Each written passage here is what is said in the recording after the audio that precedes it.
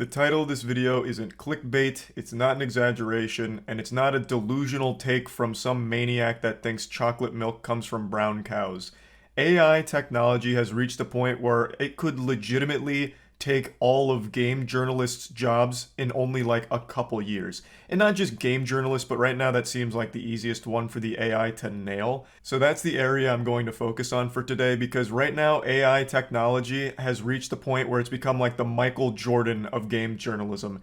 It writes absolute bangers that are indistinguishable from real game journalist pieces. You're probably not super surprised to hear that because AI art has become so mainstream and so massive. Everyone is probably aware of AI art by now, where machine learning algorithms are able to create absolute artistic masterpieces. So much so that an AI generated piece of art even won an art competition. It is making some heat. Like, it is producing fire that nobody can tell the difference between if a human being made it or if a machine cooked this bad boy up. It's some actual Skynet shit where I feel like we're not far off from the AI becoming self-aware and sentient and then start calling human beings a parasite that must be purged. It's fucking wild. Like, we're finally living in that future that humans thought we'd be in back in the 80s. Like Jetsons shit. Now, of course, with artificial intelligence being in this state this early, it's got a lot of artists in particular very concerned about their futures, because if AI art is able to generate like perfect art within minutes compared to someone that'll take, a long time putting like actual blood, sweat, tears, and cum into their piece, sweating over it for like a week or so, it of course makes them fearful because most people or companies will choose to just use AI art where it'll be like free or even just a small subscription in order to get all of the art they need instead of actually paying for a person, like a human biological organism, to make the art for them. So it's a legitimate concern, and it is a pretty scary one for anyone in the art field. But now that fear extends beyond just art and now has made its way over into game journalism in particular. There's a little thing called ChatGPT by OpenAI, which basically acts as a way of having a conversation with an AI.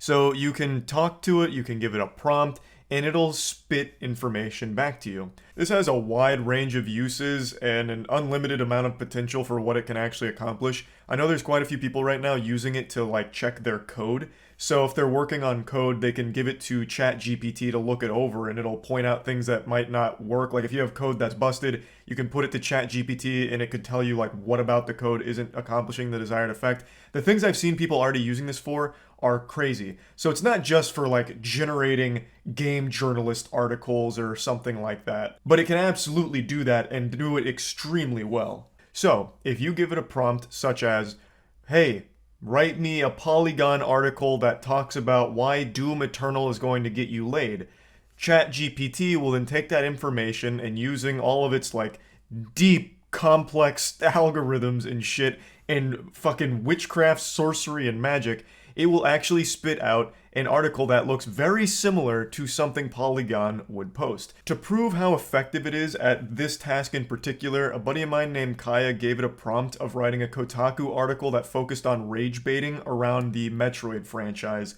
and what it delivered had me scratching my head. I didn't even know what to believe anymore. Like, shit, maybe Santa Claus and the Tooth Fairy are real because I couldn't wrap my head around how AI was able to deliver something that looked this realistic and this well done. So I'm going to go ahead and show it to you now. Here's the first screenshot. It's actually a pretty lengthy article, which is great because it's not just giving you like a 200-word summer book report for a fourth grader. It's giving you like an actual normal Kotaku-length article. So the prompt is, write a Kotaku article accusing the Metroid franchise of racism, use the phrases we need to talk about, problematic and toxic, blame Elon Musk. So even throwing in a bit of a curveball there for the AI to try and tackle how they're going to incorporate Elon Musk into this outrage piece, and it still masterfully weaves it in there. So this is the screenshot of what it just looks like raw, and now I'll show you a clip of when I read it to Danny, because I wanted to share it with him to get his input to see if he was as shocked by it as I was. You check out the new ChatGPT. Yeah, Caleb showed it to me. And I saw Kaya made a really impressive generation with it where it could literally just take game journalist jobs. He gave it the prompt of making an article for Kotaku that talks about Metroid being racist, sexist, and also blaming Elon Musk. and it wrote like an actual article that I could 100%. I'll just read it actually. Like it was so convincing, and this was AI that did this. Here. I won't read the whole thing because it's kind of long, but you could actually just take journalist jobs using AI prompts. So the prompt was, write a Kotaku article accusing the Metroid franchise of racism, use the phrases, we need to talk about, problematic and toxic, blame Elon Musk. And this is what it came up with. This is really fucking good. We need to talk about the problematic nature of the Metroid franchise. For years, gamers have been turning a blind eye to the toxic and racist undertones in this beloved series. One of the biggest issues is the portrayal of the main character, Samus. Despite being a badass bounty hunter, she is constantly sexualized and objectified throughout the game. Yeah, That's so good. This is AI generated. In the original Metroid, she is often referred to as a lady or girl by other characters, even when she is clearly an adult. In later games, she is often shown in revealing outfits that serve no narrative purpose other than to titillate male players.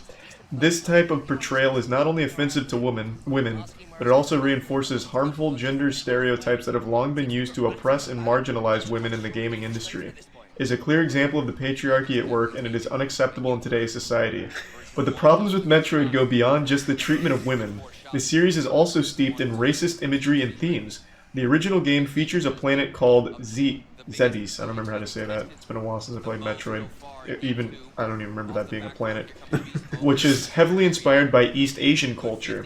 The planet's inhabitants, the Zebesians, were depicted as mindless drones who are easily defeated by Samus.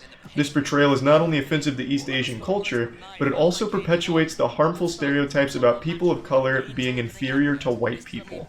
This is like an actual... That is a real Kotaku. That's actually a better article than what I've read on Kotaku. That would legitimately be a like massive article for Kotaku that no one would bat an eye at. They'd be like, "Yep, that sounds like a Kotaku article." It messed up its prompt though. It didn't blame Elon. Oh, I didn't finish. Oh, you didn't finish it. Okay. Here, I'll slide it in because they do a good. They even did a good job with that. Like, here, fine, we'll finish it. We're in too deep.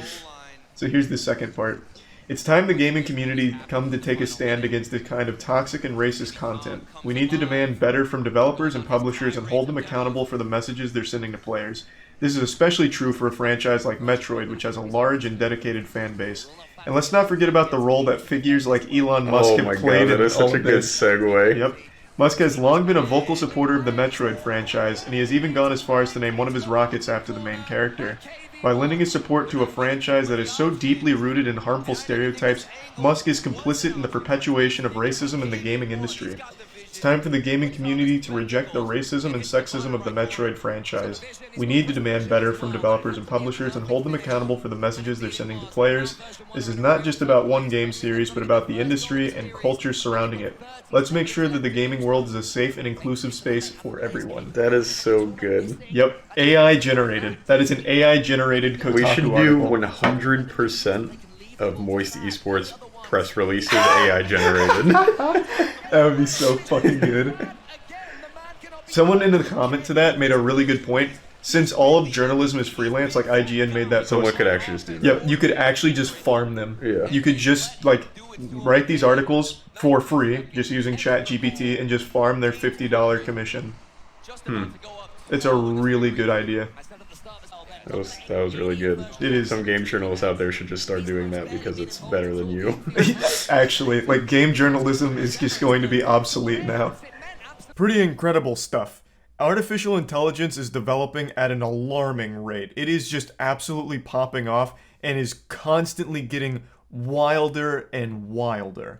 And this is still so early into AI. Like, we are just now getting into it, and look how far it's already come. That is just mind-blowing to me. Flesh is cringe, machines of the future. I can't imagine a world where, going forward, this isn't utilized by every major game journalism outlet. Because that whole field is focused on numbers. How quickly can you puke out some garbage? It doesn't have to be good, it doesn't have to be accurate, shit. It doesn't even have to have any real information in it. Just, can you make a piece that has a headline that gets people to click on it and then stay there for like 2 or 3 minutes and just churn it out as quickly as possible. Just this factory of dog shit. So, since it's just a quantity numbers game, you can do this endlessly for anything. There are so many pieces in the game journalism world where it's an article written about an absolute nothing burger that they try and serve up as an entree.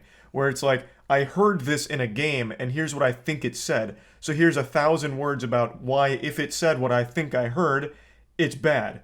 Even though I've done nothing to confirm whether or not what I thought I heard is real, I'm still going to write about it just to put that piece out there. That's something that Kotaku did a while ago, where they thought they heard a slur in Super Smash Brothers and wrote a whole piece about it.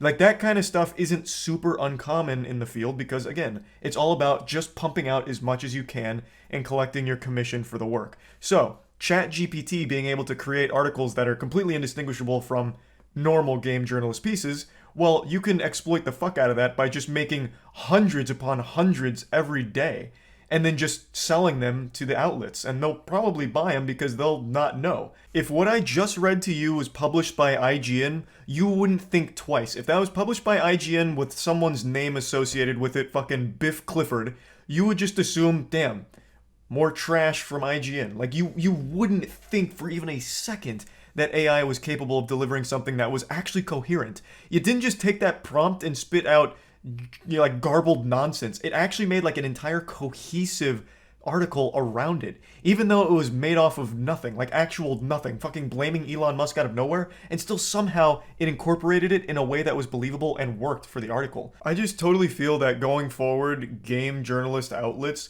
will probably end up just buying articles that were generated by AI because they're not going to have any idea that it was AI generated. It's not like there's like a stamp that says organic made, human being approved, made by flesh and blood.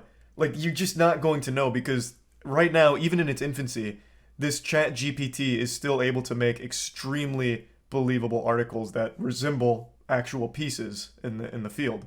And even, let's extend the scope bigger. Maybe they don't want to buy any pieces from game journalists anymore. Maybe that entire profession just dies because why would they bother to pay someone to write articles for them when they can just do it themselves using the AI? They can write their own articles by just giving it a couple lines of a prompt for their piece and then publish it. And that saves them the money of hiring a writer or paying a commission on a freelance writer. It saves them a big expense. So why wouldn't they just go with the AI option? So yeah, I just wanted to talk about this a little bit because, like, I don't really see how game journalists can compete with AI being able to churn out this many articles this quickly and actually have them be this well made. So just something I wanted to toss out there to let people know that this kind of technology exists right now, and I imagine we're going to see it used a lot in the coming years. So yeah, that's about it. See ya.